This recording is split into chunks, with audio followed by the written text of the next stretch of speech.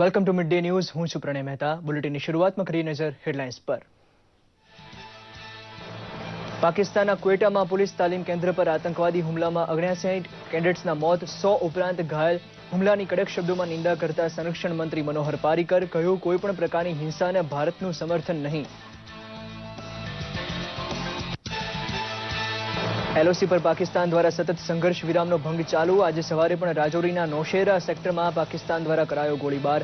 આ બાજુ 2 થી 3 આતંકવાદીઓ ઘૂસ્યા હોવાના ઇન્ટેલિજન્ટ ઇનપુટને પગલે અનંતનાગના દંતેર ગામને કોર્ડન કરી હાથ ધરાયું તલાશી અભિયાન. મુખ્યમંત્રી વિજયભાઈ રૂપાણીના અધ્યક્ષસ્થાને ગાંધીનગરમાં યોજાઈ vibrant Gujarat global summit 2017 advisory કમિટીની બેઠક. એમએસએમઈ સેક્ટર પર વિશેષ ઝોક દ્વારા યુવા ઉદ્યોગ સાહસિકોને પ્રેરિત કરાશે. અત્યાર સુધીમાં 13 દેશોએ પાર્ટનર કન્ટ્રી બનવા આપી મંજૂરી.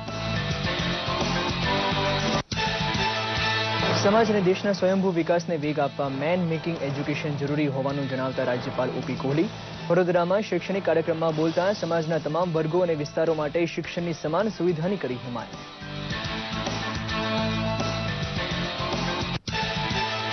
ગિરનારની સુપ્રસિદ્ધ લીલી પરિક્રમા માટે તૈયારીઓ પૂરજોશમાં. 11 નવેમ્બરથી શરૂ થનાર પરિક્રમાના સુચારુ આયોજન માટે યોજાઈ બેઠક. પર્યાવરણની જાળવણી પર મુકાયો ભાર. પરિક્રમાર્થીઓ માટે 20 મેડિકલ ઓફિસર સાથે 10 સરકારી દવાખાના તથા રૂટ પર 3 108 એમ્બ્યુલન્સની વ્યવસ્થા. પીઢ ગુજરાતી ફિલ્મ દિગ્દર્શક તથા હિન્દી ફિલ્મોના ચરિત્ર અભિનેતા કૃષ્ણકાંત ભૂખણવાળાનું સુરતમાં 94 વર્ષે નિધન. કેકેના હુલામણા નામથી ઓળખાતા ભૂખણવાળાએ ડાકુરાણી ગંગા, વિસામો જેવી અનેક ફિલ્મોનું કર્યું હતું દિગ્દર્શન. આજે સુરતમાં કરાયા અંતિમ સંસ્કાર. સમાચાર જોઈએ વિગતવાર. પાકિસ્તાનના ક્વેટામાં પોલીસ ટ્રેનિંગ સેન્ટર પર હથિયારધારી આતંકીઓએ હુમલો કર્યો હતો, જેમાં પોલીસના 59 કેડેટના મોત નીપજ્યા છે તો 100 થી વધુ કેડેટ્સ ઘાયલ થયા છે. જો કે 3 આતંકીઓનો ઠાર મરાયા છે. પોલીસ ટ્રેનિંગ સેન્ટરમાંથી ગોળીઓના અવાજો આવ્યા હતા. કહેવાઈ રહ્યું છે કે બંદૂકધારી આતંકીઓએ પહેલા પોલીસ પર જ ગોળીઓ વરસાવી હતી. આ હુમલો વધુ મોટો થઈ શકે તેમ હતો, કારણ કે આ સેન્ટરમાં 500 થી વધુ કેડેટ્સ હાજર હતા, જેમાંથી 200 કેડેટ્સને સુરક્ષિત બહાર કાઢી લેવાયા છે. હજુ સુધી કોઈપણ સંગઠને આ હુમલાની જવાબદારી સ્વીકારી નથી. આ હુમલાની નિંદા કરતા રક્ષામંત્રી મનોહર પારીકરે કહ્યું છે કે કોઈપણ દેશે એવા કોઈ સંગઠનને સમર્થન ન કરવું જોઈએ કે જે આતંકી ગતિવિધિઓ સાથે જોડાયેલું હોય. Let me express grief for any loss of life. किसी का भी होने दो. We don't believe in violence and this kind of violence. But हमारे इसमें एक कहावत है जिसमें एक असुर का हम लोगों ने, I am not describing any country with that. Bhasmasur का ये किया है. कभी कभी खुद जो चालू करते हैं. So I am not making it very clear that I am not referring a particular asur with a particular country. We have said that non-state actor who are involved in terrorism should be curtailed. Sometimes it bounces on you also. I think this is one of. આ તરફ જમ્મુ કાશ્મીરના રાજૌરીમાં નૌશેરા સેક્ટરમાં પાકિસ્તાને ફરી સંઘર્ષ વિરામનું ઉલ્લંઘન કર્યું છે. રાજૌરીમાં રાતભર સુરક્ષા દળોએ સર્ચ ઓપરેશન કર્યું છે, જેમાં 21 કિલોના 3 આઈઈડી, AK-56, 997 ગોળીઓ અને 5 કિલો વિસ્ફોટક પદાર્થ મળી આવ્યો છે. તો અનંતનાગ જિલ્લાના દાંતેર ગામમાં 2 થી 3 આતંકવાદીઓ છુપાયા હોવાની માહિતીને લઈને ઘેરાબંધી કરાઈ છે. આતંકીઓએ પીડીપીના નેતા અબ્દુલ રહેમાન વીરીના ગઢ પર ગોળીબાર કર્યો હતો. છુપાયેલા આતંકીઓને શોધવા સીઆરપીએફ, પોલીસ અને સેના ઓપરેશન ચલાવી રહી છે. સંઘર્ષ વિરામના ઉલ્લંઘનને જોતા સરહદ આસપાસની તમામ શાળાઓ બંધ કરી દેવાઈ છે. પાકિસ્તાન તરફી ગોળીબારમાં શહીદ થયેલા બીએસએફના જવાન સુશીલ કુમારના પાર્થિવ દેહને જમ્મુ કાશ્મીરના કુરુક્ષેત્રમાં લવાયો હતો, જ્યાં તેમના અંતિમ સંસ્કાર કરાયા. ગોળીબારમાં સુશીલ કુમાર અને ગુરનામસિંહ શહીદ થયા હતા. ગુરનામસિંહના સોમવારે જમ્મુ કાશ્મીરના તેમના ગામમાં અંતિમ સંસ્કાર કરાયા હતા, તો સુશીલ કુમારના કુરુક્ષેત્રમાં અંતિમ સંસ્કાર થયા. સુશીલ કુમાર 1992માં બીએસએફમાં સામેલ થયા હતા. 47 વર્ષની શહીદ જવાને અંતિમ શ્વાસ સુધી દેશની રક્ષા કરી. મહત્વનું છે કે પાકિસ્તાની રેન્જર્સે જમ્મુની આંતરરાષ્ટ્રીય સીમા પર 25 બોર્ડર પોસ્ટ પર સીઝ ફાયરનું ઉલ્લંઘન કરતા ગોળીબાર કર્યો હતો, જેમાં 2 જવાનો શહીદ થયા હતા. યાત્રાધામ અંબાજીમાં રાષ્ટ્રીયવાદી યુવા વાહિની સંસ્થાએ આતંકી હુમલામાં શહીદ થયેલા જવાનોને શ્રદ્ધાંજલિ અર્પણ કરી હતી. શહીદ વીર જવાનોને કેન્ડલ માર્ચ મારફતે અંજલિ અર્પણ કરવામાં આવી. નવા વર્ષની શરૂઆત થવાની છે ત્યારે આ વર્ષે દેશની રક્ષા કાજે જેમણે પોતાની કુરબાની આપી તેવા જવાનોની શહીદીને ક્યારેય ન ભૂલાવી જોઈએ તેવી અપીલ પણ કરાઈ. આ પ્રસંગે મોટી સંખ્યામાં લોકોએ શહીદોને શ્રદ્ધાંજલિ અર્પણ કરી હતી.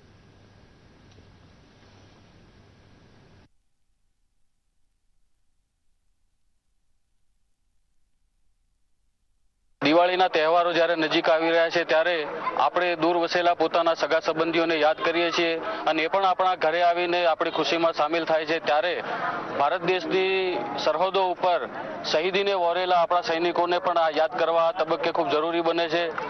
બોર્ડર ઉપર જે સૈનિકોએ શહીદી વહોરી છે તમામની શ્રદ્ધાંજલિ આપવા માટે આજે અંબાજી મંદિરના શક્તિ દ્વાર આગળ એક શ્રદ્ધાંજલિનો કાર્યક્રમ રાખેલો છે.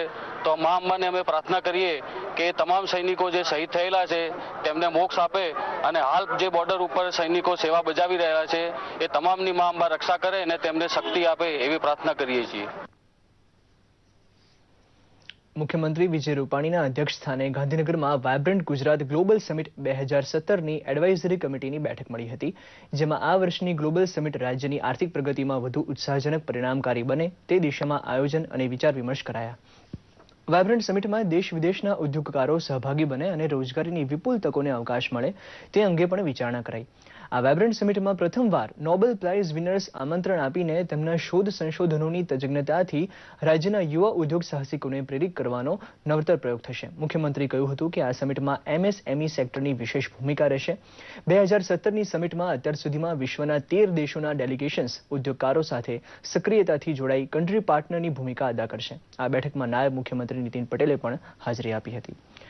રાજ્યપાલ OP કોહલીએ વડોદરાના કોયલી ગામે સેન્ટ પોલ્સ સ્કૂલની નવીન ઇમારતનું લોકાર્પણ કર્યું હતું. આ પ્રસંગે તેમણે સમાજ અને દેશના સ્વયંભૂ વિકાસને વેગ આપવા મેન મેકિંગ એજ્યુકેશન પર ભાર મૂક્યો હતો. સાથે જ તેમણે કહ્યું હતું કે એકાંગી નહીં પણ સર્વાંગી શિક્ષણ અને સમાજના તમામ વર્ગો વિસ્તારો માટે શિક્ષણની સમાજ સુવિધા હોવી જોઈએ. રાજ્યપાલે ઉમેર્યું હતું કે ગુણવત્તાવાળા શિક્ષકો કોઈપણ શિક્ષણ સંસ્થા માટે કરોડરજ્જુનું કામ કરે છે.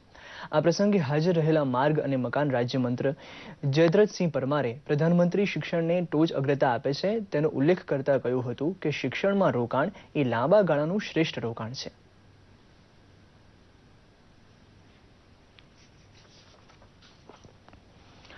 ભાજપના પ્રદેશ પ્રમુખ જીતુભાઈ વાઘાણીએ ભાવનગરના નારી ચોકજી નજીક 11 કરોડ રૂપિયાના ખર્ચે બની રહેલા આઉટર રિંગ રોડના કામનું ખાતમુહૂર્ત કર્યું હતું, જ્યાં સંસદીય સચિવ વિભાવરીબેન દવેએ પણ હાજરી આપી હતી. ઉપરાંત વરતેજની માલેશ્રી નદી પર 1445.60 લાખ રૂપિયાના ખર્ચે 78 ફૂટ પહોળો પુલ બનાવવામાં આવશે. પુલના નવીનીકરણ માટે પણ ખાતમુહૂર્ત કરાયું. આ પ્રસંગે ભાજપ પ્રદેશ પ્રમુખે જણાવ્યું હતું કે વિકાસલક્ષી કામોના ખાતમુહૂર્ત થકી ભાવનગરનો ઝડપી વિકાસ થશે અને રોજગારીની તકો વધશે. શહેરના તળાજા જકાત નાકાથી સોમનાથ સુધી 4 વર્ગીય રસ્તો પણ બનાવવામાં આવશે. અમારા ભારતીય જનતા પાર્ટીના તમામ પ્રતિનિધિઓ એમની પણ લાગણી હતી, ભાવનગરની લાગણી પણ જોડાયેલી છે. ત્યારે એ પીપળીથી નારી ભાવનગર ચોકડી, જે નારી ચોકડી કહેવાય છે, ત્યાં સુધીના રોડના સંપૂર્ણ ખર્ચો એ રાજ્ય સરકારને કેન્દ્ર સરકાર આપશે એવું મને મનસુખભાઈ 2 દિવસ પહેલા જ મને ખાતરી આપી છે. એની સૈદ્ધાંતિક મંજૂરી પણ મળી ગઈ છે. ત્યારે ભાવનગરના વિકાસમાં નવું એક છોગું એ ઉમેરવા જઈ રહ્યું છે. આ પ્રકારે કુલ મળીને 125 કરોડના મહાનગરપાલિકાના પણ કામો અમારી મહાનગરપાલિકાની ટીમ, ભારતીય જનતા પાર્ટીની ટીમ કરી રહી છે. આવનારા દિવસોની અંદર ભાવનગર એ વધુ વિકસિત બને એ માટેના અમારા પ્રયાસો રહેશે. અને આજના આ ખાતમુહૂર્ત નિમિત્તે ભાવનગરના તમામ ભાગાણાવાસીઓને એક નવા વિકાસના કામોની એક ગતિ મળે છે, એની સુવિધા મળે છે. એના માટે ખુશી વ્યક્ત કરું છું, અભિનંદન આપું. જૂનાગઢ અને પ્રકૃતિ શિક્ષણની આગવી ઓળખ એટલે પરંપરાગત લીલી પરિક્રમાનો મેળો. આગામી 11મી નવેમ્બરથી પરિક્રમાનો પ્રારંભ થઈ રહ્યો છે. ત્યારે ગિરનારની લીલી પરિક્રમાના આયોજન અર્થે બેઠક યોજાઈ હતી, જેમાં વન પ્રદેશમાં પ્લાસ્ટિક જ્યાં ત્યાં ન ફેંકવા અને કુદરતી જળ પ્રવાહોને પ્રદૂષિત ન કરવા પીરા બાવા તનસુખગીરી મહારાજે અપીલ કરી હતી. દર વર્ષે લીલી પરિક્રમા માટે મોટી સંખ્યામાં ભક્તો આવે છે, જેમને સુવિધા મળી રહે તે હેતુથી જિલ્લા કલેક્ટર રાહુલ ગુપ્તાના અધ્યક્ષસ્થાને આ બેઠક મળી હતી. પરિક્રમાર્થીઓના આરોગ્યની તકેદારી માટે જિલ્લા આરોગ્ય તંત્રએ પરિક્રમાના રૂટ જીણા બાવાની મઢી, માળવેલા, બોરદેવી તથા ભવનાથ વિસ્તારમાં 10 જેટલા સરકારી દવાખાના કાર્યરત કર્યા છે, તો 20 મેડિકલ ઓફિસર પણ સેવા કાર્ય માટે ખડેપગ રહેશે. ઉપરાંત પરિક્રમાના રૂટ પર 3 જગ્યાએ 108 આપાતકાલીન સેવા પણ મળી રહેશે. પ્રકાશનો પર્વ એટલે દિવાળી, જ્યાં માત્ર પોતાના જીવનમાં જ નહીં પરંતુ અન્યના જીવનમાં પણ ઉજાસ રેલાવી શકે તેવો પ્રયાસ લોકો કરતા હોય છે. આવો જ પ્રયાસ તાપી જિલ્લાના દિવ્યાંગ બાળકોએ કર્યો છે. જોઈએ તેમના અનોખા પ્રયાસ અંગેનો ખાસ અહેવાલ. આ વખતે દિવાળીમાં તાપીના કેટલાક વિસ્તારો અનોખી જ રોશનીથી ઝળાહળ થશે, કારણ કે અહીં દિવ્યાંગોએ બનાવેલા દીવડાનો પ્રકાશ રેલાશે. મંદ બુદ્ધિના બાળકો માટેની શાળામાં નવતર પ્રયોગ હાથ ધરાયો છે. અહીં દિવ્યાંગ બાળકો દીવડાઓ બનાવી રહ્યા છે, જેથી આપણે ચાઇનીઝ રોશનીને છોડી દેશી દીવડાનો ઉજાસ ફેલાવીએ. આ વર્ષે અમે એવો વિચાર કર્યો કે જે ચાઇનીઝ દીવડાઓ, ચાઇનીઝ વસ્તુઓ જે બધી માર્કેટમાં આવે છે, તો એ લોકો ખરીદે એના કરતાં આ બાળકો દ્વારા વસ્તુ બનાવીએ. એટલે જે છોકરાઓ મંદ બુદ્ધિના છે એ લોકો ધીરે ધીરે બનાવે અને અમે એમને થોડી તાલીમ આપીએ છીએ. એ લોકો બનાવે ને એ પૈસા જે અમે આવક થાય એ પૈસાથી એ લોકોનું જ કઈ વસ્તુ ખરીદી કરી શકાય કે એ લોકોને કામ આવે. એ લોકો શીખે કે ભવિષ્યમાં જે છોકરાઓ સારા પણ થઈ જાય છે, જે ઓછા મંદ બુદ્ધિના બાળકો જે સારા થઈ જાય છે, એ લોકો જીવન નિર્વાહ પણ કરી શકે ભવિષ્યમાં, જેમ કે 17, 18, 20 વર્ષના થાય. એટલે એ અમારો મેઇન ટાર્ગેટ છે. દિવ્યાંગ બાળકોને પણ કંઈક નવું કર્યાનો અનુભવ મળી રહ્યો છે. જે બાળકોને ઓછી અસર છે તેઓ જ્યારે રોજગારી ઢળવાની ઉંમરમાં પહોંચશે ત્યારે આવી પ્રવૃત્તિ તેમના માટે મદદગાર સાબિત થશે. આ બાળકો પણ જાણે કે ભવિષ્યના આયોજનને ધ્યાનમાં રાખીને ઉત્સાહભેર દીવડા બનાવવાની કામગીરીમાં ભાગ લઈ રહ્યા છે. દિવાળીમાં સેવા મનાવીશું અને ઘરે બી લઈ જઈશું. મનાવીને મજા આવે છે. પોતાનામાં ખામીઓ છે છતાં બીજાના જીવનમાં પ્રકાશ રેલાવવાની બાળકોની ઈચ્છાને કારણે જ ભલે આકારમાં આડાઅવળા હોય છતાં આ દીવડા ખરીદવા આપણને આકર્ષે છે. નીરવ કંસારા, દૂરદર્શન સમાચાર, તાપી. દીવડાનો પ્રકાશ અજવાળું પાથરે પરંતુ દીવા તળે તો અંધારું જ હોય. આવી જ સ્થિતિ ગોધરાના કુંભાર પરિવારોની છે. પછાત જિલ્લાના લોકો પાસે આધુનિક મશીનરી ખરીદવાની ક્ષમતા નથી, તેથી આજે પણ તેઓ હાથેથી જ દીવડા બનાવે છે. દીવા, કુંડળીઓ, ગરબા, નાની માટલીઓ બનાવ્યા બાદ તેને રંગરોગાન કરી શહેરમાં વેચે છે, પરંતુ તેમના હાથ બનાવટના દીવા મશીનમાં બનેલા દીવડાથી ઓછા આકર્ષક હોય છે, જેથી તેમણે સસ્તા ભાવે તેને વેચી દેવા પડે છે. આ વિસ્તારના કુંભારો દિવાળીમાં માંડ 5 થી 10 હજાર જેટલી રકમ કમાઈ શકે છે. તેમની આ સ્થિતિમાં સરકારી સહાય મળે એવી તેમને આશા છે.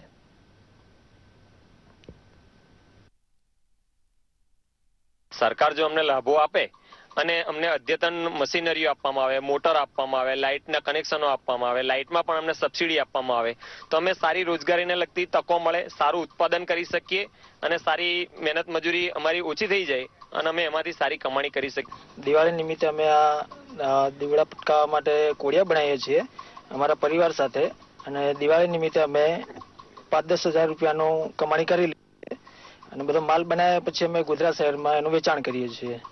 તેમાંથી અમને રોજગારી મળે છે અને અમારા કુટુંબનું ભરણ પોષણ થાય છે. પબ્લિક પ્રાઇવેટ પાર્ટનરશિપ ધોરણે અનેક એવી પહેલ થઈ છે જેથી નાગરિકોની સુવિધામાં વધારો થયો છે અને દેશને એ દિશામાં આગળ વધારવામાં સહાય મળે છે, જે દિશા વિકાસ તરફ દોરી જાય છે. આવી જ એક અનોખી પહેલ શરૂ થઈ છે મોરબીમાં. જોઈએ એક ખાસ અહેવાલ. સમગ્ર દેશના સિરામિક ટાઇલ્સના કુલ ઉત્પાદનમાંથી 80% ઉત્પાદન મોરબીમાં થાય છે. તેથી જ અહીં પરપ્રાંતીય મજૂરોની સંખ્યા પણ વધુ છે. રોજગારીની જરૂરિયાતે દૂર દૂરથી આવેલા આ મજૂરો માટે જન આરોગ્યમ કાર્ડ આશીર્વાદરૂપ બન્યું છે. મોરબીના ધારાસભ્ય કાંતિલાલ અમૃતિયા અને સિરામિક ઉદ્યોગોના સહયોગથી આ અભિયાન શરૂ થયું છે. આરોગ્યમ કાર્ડ હેઠળ નજીવા દરે તમામ પ્રકારની સારવાર આપવામાં આવે છે. સરકારની ઘણી બધી યોજનાઓ છે કે જેમાં બીપીએલ કાર્ડ દ્વારા લાભ મળતા હોય છે, પણ આ જે મજૂરો છે એમને બીપીએલ કાર્ડ હોતા નથી, એટલે એ લોકો એનાથી વંચિત રહી જાય છે. તો કાંતિભાઈ, ધારાસભ્ય શ્રી કાંતિભાઈ અમૃતિયા તથા સિરામિક એસોસિએશને જે સિરામિક મજૂરો છે અને જે ખેત મજૂરો છે તથા ગામડાના જે જરૂરિયાતમંદ લોકો છે એમને પણ લાભ મળી શકે એના માટે જન્મદદમ આરોગ્યમ નામનું કાર્ડ લોન્ચ કર્યું છે કે જેમાં મેઇન 4 पार्ट में लोगों ने सुविधा उपलब्ध थाई है। माननीय मुख्यमंत्री श्री के आज से ये योजना का शुभारंभ हुआ था और इससे जिला वहीवटी तंत्र और आरोग्य तंत्र ये चाहते हैं कि जो लोग जरूरियातमंद है उसको किफायती दर पे सुविधाएं सारी मिल सके और इसके लिए ये कार्ड की उपलब्धि है वो आयुष हॉस्पिटल या वहीवटी तंत्र या प्राथमिक आरोग्य केंद्र के पास से मिल पाएगा। આરોગ્યમ કાર્ડ હેઠળ દીકરી જન્મ વખતે નિઃશુલ્ક પ્રસૂતિ કરાવાય છે, તો દીકરી 12 વર્ષની થાય ત્યાં સુધી તમામ પ્રકારની સારવાર નિઃશુલ્ક કરાવાય છે. એટલું જ નહીં, ફ્રેક્ચરથી લઈને ઓપરેશન સુધીની સારવારમાં પણ ઘણી ઓછી ફી લઈને સારવાર આપવામાં આવે છે. 15 ઓગસ્ટથી શરૂ થયેલી આ યોજનામાં સિરામિક ઉદ્યોગકારો સાથે સારવારના જિલ્લાના તમામ ગામના સરપંચોને સાંકળવાનો પ્રયાસ થઈ રહ્યો છે. આરોગ્ય માટે કાર્ડ છે, બહુ જરૂરિયાત છે, સારું છે, બધા ગામને ગામને થવું જોઈએ. કાર્ડના હિસાબે બહુ અમને મારી જોરદાર સેવા મળી છે. નવું જરૂર આપે. આયુષ હોસ્પિટલમાં બહુ સારવાર ઊંચી છે. બીપીએલ કાર્ડ ધારકોને અનેક સરકારી સહાય મળે છે. જો કે પરપ્રાંતીય મજૂરો માટે જન અમૃતમ કાર્ડ સરકારી સહાય સમૂહ જ બની રહ્યું છે. ટૂંકા ગાળામાં જ ઘણો સારો પ્રતિસાદ સાંપડ્યો છે. એક તરફ સેવાની સરવાણી વહે છે, તો બીજી તરફ અન્ય રાજ્યમાં પણ પોતાપણાનો અનુભવ આ કાર્ડ કરાવી રહ્યું છે. મહેન્દ્ર જાડેજા, દૂરદર્શન સમાચાર, મોરબી. ગાંધીનગરમાં સ્વાસ્થ્ય સેવા ટ્રસ્ટ દ્વારા પ્રકાશિત દેવ કન્યા વધાઓ મહાપુણ્ય કમાઓ અને સ્વાસ્થ્ય જીવનશૈલી પુસ્તકનું વિમોચન નાયબ મુખ્યમંત્રી નીતિન પટેલના હસ્તે કરાયું હતું. આ પ્રસંગે સંસ્થાના મેનેજિંગ ટ્રસ્ટી વિનુભાઈ પટેલ તથા હોદ્દેદારોએ નાયબ મુખ્યમંત્રીનું અભિવાદન કર્યું હતું. મહત્વનું છે કે દેવ કન્યા વધારો મહાપુણ્ય કમાઓ પુસ્તકમાં નારી શક્તિ અને સ્ત્રી સશક્તિકરણની ઉજાગર કરતી સવિસ્તૃત માહિતી પૂરી પડાઈ છે. તો સ્વસ્થ જીવનશૈલી પુસ્તકમાં સ્વાસ્થ્યને સારું રાખવાને લઈને માહિતી અપાઈ છે. આ પુસ્તકોના લેખક ડોક્ટર આરતી પટેલ અને ડોક્ટર વિનુભાઈ પટેલ છે.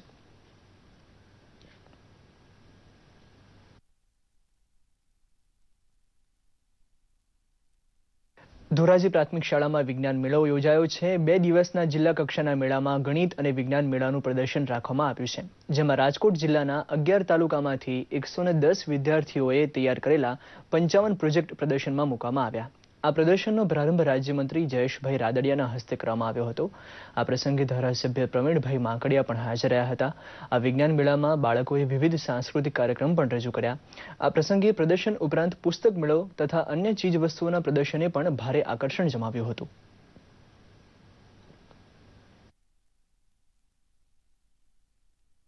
તાલુકા કક્ષાએનું પ્રદર્શન યોજાય, એમાં જે કૃતિઓ સિલેક્ટ થાય તે જિલ્લા કક્ષામાં આવે અને આમાંથી સિલેક્શન કરી અને રાજ્ય કક્ષાના પ્રદર્શનમાં મોકલવામાં આવતી હોય છે. ઘણી સ્કૂલના વિદ્યાર્થીઓ નાની ઉંમરની અંદર એટલું બધું સારું પ્રદર્શન અને કૃતિઓ રજૂ કરતા હોય છે કે એને ઇન્ટરનેશનલ કક્ષા સુધી પણ આ કૃતિઓ જતી હોય છે. એટલે કે આપણા જિલ્લાનું, આપણા તાલુકાના અને આપણા જ બાળકો જ્યારે આવી સારી કૃતિ રજૂ કરતા હોય છે ત્યારે એક આનંદ થતો હોય છે અને આવા બાળકો શિક્ષણની સાથે અન્ય પ્રવૃત્તિમાં પણ આગળ વધે માટે આવા આખા પ્રયાસો થઈ રહ્યા હોય છે. ત્યારે દરેક બાળકોને શુભકામના પાઠવું છું અને શિક્ષણની સાથે ગણિત વિજ્ઞાન પ્રદર્શનમાં આધુનિક યુગમાં આગળ વધે એ માટે રાજ્ય સરકાર વતી હૃદયપૂર્વકની શુભકામના. આ બાળ વૈજ્ઞાનિકોનો થનગનાટ અને જોશ એવો છે કે અમે રાજ્ય કક્ષાના પણ અવ્વલ નંબરે આવવા માટે પ્રયત્ન કરીએ છીએ. રાજપીપળાની Chhotubhai Purani degree college of physical એજ્યુકેશનમાં જિલ્લા કક્ષાના ખેલ મહાકુંભનો પ્રારંભ થયો છે, જેમાં 44,255 રમતવીરોએ રજીસ્ટ્રેશન કરાવ્યું. તો દિવ્યાંગોના ખેલ મહાકુંભમાં 350 સ્પર્ધકો જોડાયા છે. મહાનુભાવોના હસ્તે ખેલ મહાકુંભનો આરંભ કરાવાયો હતો. આ પ્રસંગે કલેક્ટર કે.એમ. ભીમજીયાણીએ કહ્યું હતું કે જિલ્લાના દરેક બાળકો રમતગમતમાં ભાગ લે તેવું મારું સ્વપ્ન છે. તો જિલ્લા વિકાસ અધિકારી રણજીત કુમાર સિંહે જણાવ્યું કે દિવ્યાંગો ખેલ સ્પર્ધામાં ભાગ લે તો તેમની કાર્યક્ષમતામાં વધારો થાય છે. તમામે રમતવીરો રાજ્યમાં નર્મદા જિલ્લાનું નામ રોશન કરે તેવી શુભેચ્છા આપી હતી.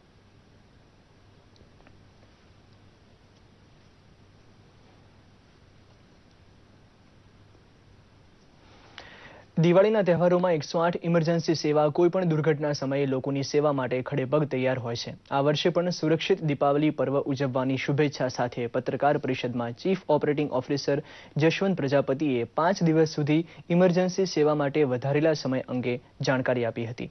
તેમણે કહ્યું હતું કે 28 ઓક્ટોબરથી 1 નવેમ્બર સુધી વધારાના રિસ્પોન્સ ઓફિસર અને તબીબોની સેવા સાથે રાજ્યમાં 585 અતિ આધુનિક 108 એમ્બ્યુલન્સ ઉપલબ્ધ રહેશે. તેમણે ઉમેર્યું હતું કે સુરક્ષિત દિવાળીના ઉજવણીમાં મદદરૂપ થવા વધારાના માપદંડોનો અમલ કરવામાં આવશે. અમે દરેક વખતે અમારા અનુભવોનું એક સંચય કરી અને ડેટાબેઝ ક્રિએટ કરીએ છીએ, જેમાં તહેવારોમાં ખાસ કરીને હોળી ધૂળેટી, ઉત્તરાયણ અને દિવાળી આ 3 મુખ્ય પર્વ છે.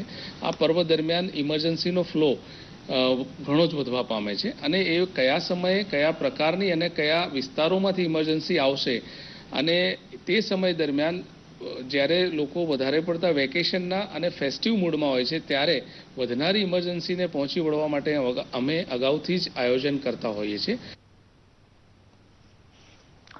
નાર્કોટિક્સ કંટ્રોલ બ્યુરો, સુરક્ષા સેતુ સોસાયટી ગુજરાત દ્વારા અમદાવાદ ખાતે માદક ડ્રગ્સથી થતા નુકસાન અને તેના દુરુપયોગ વિશે સમજ આપવા હેલ્ધી કેમ્પસ 2016 એક જનજાગૃતિ કાર્યક્રમ યોજાઈ ગયો. માદક દ્રવ્યોના કાળા કારોબારથી થતી તબાહી રોકવા અને યુવાધનને કેફી દ્રવ્યથી દૂર રહેવા જાણકારી આપવામાં આવી હતી.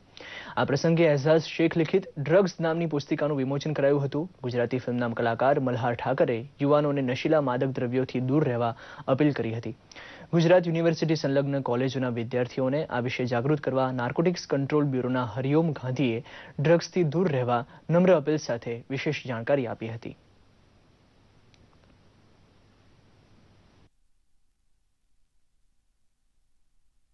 आज के प्रोग्राम का उद्देश्य था, जो हेल्दी कैंपस प्रोग्राम हम लोगों ने शुरू किया है, वो एक रेगुलर इंटरवल के बाद मिल रहा है. आज हमारी ये दूसरी मीट थी, जिसमें हमने सारे कॉलेजेस के लीडर्स को बुलाया था, हेल्दी कैंपस में जिन लोगों ने अच्छा काम किया है उनको बुलाया था और साथ साथ हमने चर्चा की कि पिछले साल भर के अंदर हम लोगों ने क्या क्या ऐसी एक्टिविटी की जिससे कि छात्रों के जीवन में सुधार आए, वो लोग नशे से दूर रहें, साथ साथ वो लोग एक्टिव भी रहें. तो वो हमने देखा कि काफ़ी स्टूडेंट्स के अंदर भी चेंजेस आए हैं. काफ़ी लोगों ने एक्टिविटी ज्वाइन की है, लोगों ने योगा ज्वाइन किया है, कुछ लोगों ने नशे से दूर रहने के लिए शपथ ली है. ડ્રગ્સ એ માણસની જિંદગી પતાવી શકે છે. સો સે નો ટુ ડ્રગ્સ. એનો ઉપયોગ, એનો યુઝ બાય ચોઇસ કે કોઈ પણ પ્રકારે ના કરવો, કરતા હોય એને રોકવા એ તમારી જવાબદારી છે. જૂનાગઢ જિલ્લા અદાલતમાં ગઈકાલે ગુજરાત વડી અદાલત દ્વારા ફાળવવામાં આવેલા 2 કિયોસ્ક મશીનનું લોકાર્પણ કરવામાં આવ્યું. આ આધુનિક ઉપકરણના કારણે વકીલ પક્ષકારો કે અરજદારોને પોતાના કેસની તમામ વિગતો મળી શકશે. જિલ્લા ન્યાયાધીશ ડીટી સોનીએ આ ટેકનોલોજીનો ઉપયોગ કરવા કાયદાવિદ અને અરજદારોને અનુરોધ કર્યો હતો. ન્યાયાલયના સિસ્ટમ અધિકારી જિગ્નેશ ઝિકારિયાએ આ અંગે માહિતી આપતા કહ્યું હતું કે બેંક એટીએમની જેમ જ આ મશીન કામ કરશે, જેથી અભણ અને ગામડાના અરજદારો તેનો ઉપયોગ કરી શકશે.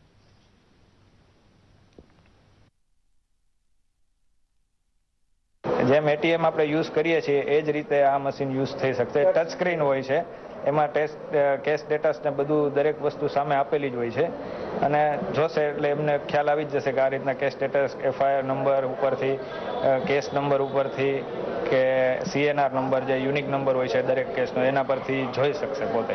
બેનિફિટ એવા રહેવાના છે કે આવનારા દિવસોમાં કદાચ વકીલ ક્યાંય બહારની કોર્ટમાં હોય, બહારગામ ગયા હોય, છતાં પણ અરજદારો પોતાના કેસનું સ્ટેટસ, કઈ કોર્ટમાં છે, કઈ તારીખ પડી છે, કોર્ટમાં શું એનું પ્રોસિડિંગ થયું છે, આ સુવિધાનો લાભ લેવાના છે. આ લાભથી ડાયરેક્ટ કોર્ટને એટેચમેન્ટ અરજદારો સાથે થયું છે. આ સુવિધા ખૂબ જ ઉત્તમ સુવિધા છે. સ્કૂલ ગેમ્સ ફેડરેશન ઓફ ઇન્ડિયામાં સૌ પ્રથમવાર ટાર્ગેટ બોલ ગેમનો સમાવેશ કરાયા બાદ આંતરરાષ્ટ્રીય કક્ષાએ યોજાનાર સ્પર્ધામાં છોટાઉદેપુરની 2 આદિવાસી મહિલા ખેલાડીઓનો ભારતની ટીમમાં સમાવેશ થતા સમગ્ર પંથકમાં ખુશીની લહેર વ્યાપી ગઈ છે. જોઈએ એક રિપોર્ટ. છોટાઉદેપુરની સરસ્વતી રાઠવા અને અંકિતા રાઠવા નામની 2 આદિવાસી દીકરીઓએ આંતરરાષ્ટ્રીય કક્ષાની સ્પર્ધામાં બાજી મારી ગુજરાતનું નામ રોશન કર્યું છે. ટાર્ગેટ બોલ જે રમત વિશે ક્યાંય પણ સાંભળ્યું કે જોયું નહીં હોય, તેમ છતાં પણ તેમાં મહારથ મેળવનાર આ બંને દીકરીઓ સિંગાપોર જઈ ગુજરાતનો ડંકો વગાડશે. અહીંયાથી ગુજરાતની ટીમ જે રમવા ગઈ એની અંદરથી અમારા 6 ખેલાડી બહેનો અને 5 ખેલાડી ભાઈઓ જે ગુજરાતની ટીમ વતી તેલંગાણા મુકામે રમવા ગયા હતા, જ્યાં ગુજરાતની ટીમે ખૂબ જ સારું પ્રદર્શન કર્યું અને ત્યાં બહેનોની ટીમે સિલ્વર મેડલ પ્રાપ્ત કર્યો છે. તેલંગાણા રમવા માટે ગયા અને અમારું બંને જણનું અને અમદાવાદવાળી છોકરીઓનું અમારું ઇન્ટરનેશનલમાં સિલેક્શન થયું છે અને અમે દેશનું, રાજ્યનું અને છોટાઉદેપુરનું અને આદિવાસી સમાજનું અને અમારું નામ રોશન કરીશું. ટાર્ગેટ બોલ રમત માટે રાજ્ય કક્ષાની સ્પર્ધાનું છોટાઉદેપુરની ડોન બોસ્કો શાળામાં આયોજન કરવામાં આવ્યું હતું, જેમાં આ જ શાળાની અંડર 19 મહિલા ટીમે રાજ્ય કક્ષામાં પ્રથમ સ્થાન મેળવ્યું હતું. જે બાદ રાષ્ટ્રીય કક્ષાની તેલંગાણા ખાતે યોજાયેલ સ્પર્ધા માટે ગુજરાતની 14 ખેલાડીઓની ટીમમાં છોટાઉદેપુરની 6 આદિવાસી મહિલા ખેલાડીઓની પસંદગી કરવામાં આવી હતી, જેમાં આ ખેલાડીઓએ સિલ્વર મેડલ પ્રાપ્ત કર્યો હતો. ટાર્ગેટ બોલ સ્પર્ધાનું આયોજન જિલ્લા રમતગમત અધિકારી દ્વારા કરવામાં આવ્યું હતું અને એની અંદર લગભગ 17 ટીમોએ ભાગ લીધો હતો. અને અમારે અભિનંદનની વાત એ છે કે આની અંદર બહેનોની ટીમ ગુજરાતની અંદર ચેમ્પિયન બની છે, જ્યારે ભાઈઓની ટીમ રનર્સઅપ રહી છે. અહીંયાથી ગુજરાતની ટીમ જે રમવા ગઈ એની અંદરથી અમારા 6 ખેલાડી બહેનો અને 5 ખેલાડી ભાઈઓ જે ગુજરાતની ટીમ વતી તેલંગાણા મુકામે રમવા ગયા હતા, જ્યાં ગુજરાતની ટીમે ખૂબ જ સારું પ્રદર્શન કર્યું અને ત્યાં બહેનોની ટીમે સિલ્વર મેડલ પ્રાપ્ત કર્યો છે. થોડા દિવસની પ્રેક્ટિસ કરીને આ બે વિદ્યાર્થીનીઓએ આ સિદ્ધિ હાંસલ કરી છે. ત્યારે જો આ પંથકના આદિવાસીઓમાં છુપાયેલી રમત ક્ષમતાને બહાર લાવવામાં આવે તો અનેક ક્ષેત્રે તેઓ રાજ્ય અને દેશને નામના અપાવે તેમાં બેમત નથી. દૂરદર્શન સમાચાર માટે છોટા ઉદેપુરથી જમીલ પઠાણનો રિપોર્ટ. ડાકુરાણી ગંગા, વિસામો જેવી અનેક નોંધપાત્ર ગુજરાતી ફિલ્મોના દિગ્દર્શક અને અનેક હિન્દી ફિલ્મોમાં ચરિત્ર અભિનય કરનારા સુરતના જાણીતા કલાકાર કૃષ્ણકાંત ભૂખણવાળાનું સોમવારે નિધન થયું છે. કે સાહેબ તરીકે જાણીતા આ કલાકારે 94 વર્ષે સુરતની મહાવીર હોસ્પિટલ ખાતે અંતિમ શ્વાસ લીધા. 6 દાયકા જેટલી લાંબી ફિલ્મ કારકિર્દીમાં તેમણે અભિનેતા અને દિગ્દર્શક તરીકે દીર્ઘ છતાં બેદાગ છબી કાયમ રાખી હતી. તેમણે ગુજરા હુઆ જમાના નામની એક પુસ્તક પણ લખ્યું હતું. તેઓ કલકત્તામાં ઉછર્યા હતા અને તેથી જ રંગભૂમિનો રંગ તેમને લાગ્યો. ત્યાંથી મુંબઈ ગયા, જે બાદ મશાલ ફિલ્મમાં નાનકડી ભૂમિકાથી આરંભ કરી તેમણે લાંબી ફિલ્મી સફર ખેડી. તેમના પાર્થિવ દેહને અંતિમ સંસ્કાર આજે સુરતમાં કરાયા હતા. મીડિયા ન્યૂઝના અંતમાં પ્રસ્તુત છે સોશિયલ મીડિયામાં જોવા, જાણવા અને માણવા મળેલી હલચલનો એક રિપોર્ટ.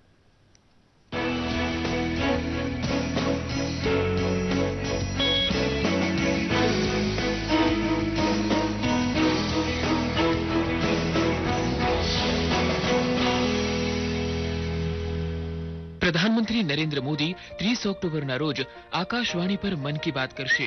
પ્રધાનમંત્રીએ ટ્વીટ કરીને આ માહિતી આપી છે. દેશની જનતાને મન કી બાત અંગે પોતાના આઈડિયા અને વિચારો 1800117800 નંબર પર ડાયલ કરીને શેર કરવા માટે અપીલ કરી છે અથવા mygov.in પર આપના વિચાર મોકલી શકો છો. પીએમની આ ટ્વીટને અસંખ્ય લોકોએ રીટ્વીટ કરી છે.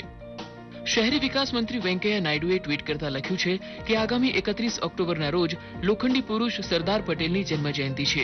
ત્યારે એક સપ્તાહ માટે ભારતીય એકતા દિવસ તરીકેની ઉજવણી કરવામાં આવશે, જે 31 ઓક્ટોબર સુધી ચાલશે. આ ઉજવણીમાં વિદ્યાર્થીઓ, ખેલાડીઓ, સામાન્ય જનતા સહિત કુલ 10,000થી વધુ લોકો સામેલ થશે. તેમની આ ટ્વીટને અનેક લાઇક મળી રહી છે. રેલવે મંત્રાલય ઉત્તરાખંડમાં 458 કરોડના પ્રોજેક્ટ પર કામ કરી રહ્યું છે. રેલવે મંત્રાલયના ટ્વિટર પેજ પર મુકાયેલી માહિતી પ્રમાણે ઉત્તરાખંડમાં રેલવેના નેટવર્કનો વિસ્તાર કરવાના કાર્ય માટેના પ્રથમ ચરણનો પ્રારંભ થઈ ગયો છે. રેલમંત્રી સુરેશ પ્રભુએ આ ટ્વીટને રીટ્વીટ કર્યું હતું. આવકવેરા વિભાગે પગારદારો માટે ટીડીએસ કપાતની SMS સેવા શરૂ કરી છે. જી હા, આવકવેરા વિભાગના ટ્વિટર પેજ પર આ અંગેનો ફોટો સાથેની માહિતી પોસ્ટ કરવામાં આવી, જે મુજબ ઈ નિવારણ યોજનાના ભાગરૂપે પગારમાંથી કેટલો ટેક્સ કપાયો અને ટીડીએસ કપાતની માહિતી આપતી SMS સેવા શરૂ કરવામાં આવી છે. આ ટ્વીટને અનેક લાઇક મળી રહી છે. બોલિવૂડની most awaited film Rock On 2નું ટ્રેલર રિલીઝ થઈ ગયું છે. ફિલ્મમાં 3 મિત્રોની મ્યુઝિકલ કહાની છે, જે જિંદગીને પેશન સાથે જીવવાનો સંદેશ આપે છે. 8 વર્ષ પહેલા આવેલી ફિલ્મ રોક ઓનના લગભગ બધા જ કેરેક્ટર આ ફિલ્મમાં હશે. જો કે શ્રદ્ધા કપૂર તેમાં નવી સામેલ થશે. 11 નવેમ્બરે આ ફિલ્મ રિલીઝ થશે. યુટ્યુબ પર આ ટ્રેલરને અત્યાર સુધીમાં 8,90,000 લોકો જોઈ ચૂક્યા છે. સોશિયલ મીડિયા ડેસ્કથી પંકજ શર્માનો રિપોર્ટ, દૂરદર્શન સમાચાર, અમદાવાદ.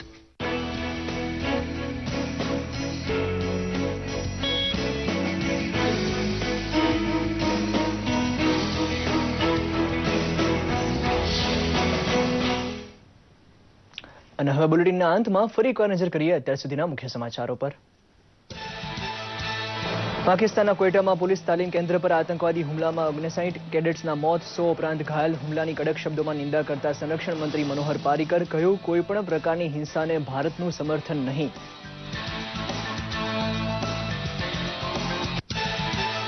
એલઓસી પર પાકિસ્તાન દ્વારા સતત સંઘર્ષ વિરામનો ભંગ ચાલુ. આજે સવારે પણ રાજૌરીના નૌશેરા સેક્ટરમાં પાકિસ્તાન દ્વારા કરાયો ગોળીબાર. આ બાજુ 2 થી 3 આતંકવાદીઓ ઘૂસ્યા હોવાના ઇન્ટેલિજન્ટ ઇનપુટને પગલે અનંતનાગના દંતેર ગામને કોર્ડન કરી હાથ ધરાયું તલાશી અભિયાન. મુખ્યમંત્રી વિજયભાઈ રૂપાણીના અધ્યક્ષસ્થાને ગાંધીનગરમાં યોજાઈ vibrant Gujarat global summit 2017 advisory કમિટીની બેઠક. MSME સેક્ટર પર વિશેષ ઝોક દ્વારા યુવા ઉદ્યોગ સાહસિકોને પ્રેરિત કરાશે. અત્યાર સુધીમાં 13 દેશોએ પાર્ટનર કન્ટ્રી બનવા આપી મંજૂરી. સમાજ અને દેશના સ્વયંભૂ વિકાસને વેગ આપવા મેન મેકિંગ એજ્યુકેશન જરૂરી હોવાનું જણાવતા રાજ્યપાલ OP કોહલી વડોદરામાં શૈક્ષણિક કાર્યક્રમમાં બોલતા સમાજના તમામ વર્ગો અને વિસ્તારો માટે શિક્ષણની સમાન સુવિધાની કરી હિમાયત.